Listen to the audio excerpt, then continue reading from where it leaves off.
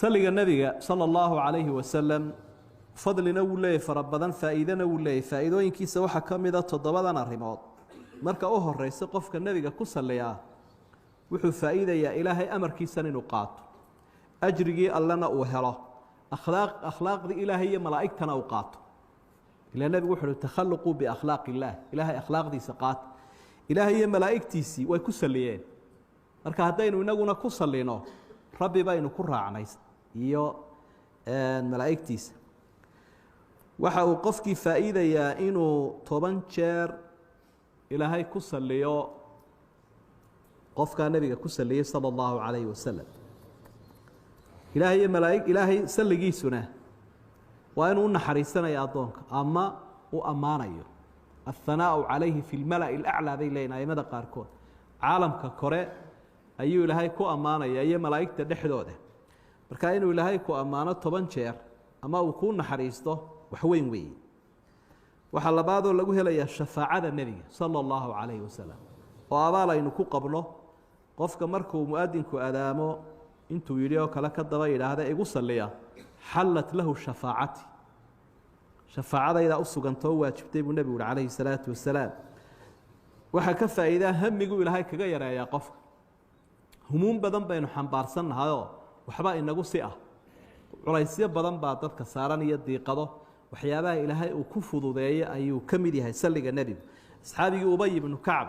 markuu nabiga ku yiri waqtigayga saligaagan ku qaadan hamigaaga la kaafiib hamiga laga dul qaadi waxa afraado aynu kaga ka faa'iideynaa waa sabab liqurbi al-abdi minhu yawm al-qiyamah adoonka uu ka sali badan yahay buu nabiga ugu dhowiyay maalinta qiyaamaha أولى الناس بي يوم القيامة أكثرهم علي صلاة وحديث صحيح الترمذي كسوغان ما لنت قيامة عدة يقولوي وعدة يقول صلي بدن بالنبي صلى الله عليه وسلم وحشنات وكفى إذا أو سبب رد الرسول صلى الله عليه وسلم في رده وإنه النبي كاقاض أي سبب نقرن يسايو ما قف كستو يقول صلي بالنبي سلقيسا مركو يقول صلي إلهي روح ذا يدوي سوء علني أنا كقاضية ومركا النبي صلى الله عليه وسلم سيقا كوت جوابية رواك لو حيث أما حديث كلا يساقنا صحيحة إن لله ملائكة سياحين في الأرض يبلغوني السلام من أمتي ملائكة دولك وليغا يستبقوا إلهي لي وقابل سنون إنا يسلق أمته يقول صلي سأنيغا يسوء قارسيان حديث كاسنوا صحيح فوائدك waxa kamida ducada in la aqbalo waxyaabaha caawinayo kamid yahay inaad saliga ku soo khatinto waxitaamu misku ninba ducaysay ayaa tukanayay ilaahayna ma amaanin nabigana kuma saliin nabigu wuxuu ajil hada kani uu degdegay wixii ducadiisa lagu aqbali lahaa muu yeelin istawa saxiix